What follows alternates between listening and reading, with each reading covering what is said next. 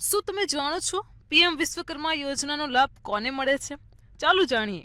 દેશના પરંપરાગત શિલ્પકારો અને કારીગરો આજે પણ વિકાસની દોડમાં ઘણા પાછળ છે. આવા કારીગરો અને શિલ્પકારોની જૂની પરંપરાગત કળાની ઓળખ આપવી અને તેમને આર્થિક રીતે આગળ વધારવા માટે ભારત સરકારે 17મી સપ્ટેમ્બર 2023ના રોજ વિશ્વકર્મા જયંતિના અવસરે એક ખાસ યોજના શરૂ કરી હતી.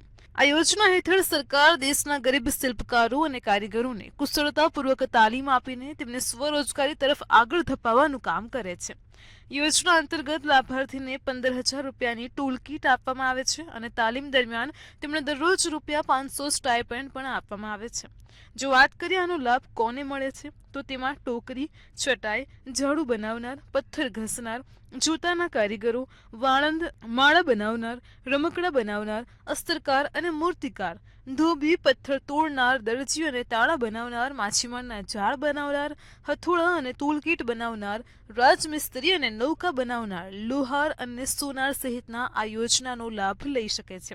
આવી જ માહિતી માટે જોતા રહો મંતવ્ય ન્યૂઝ.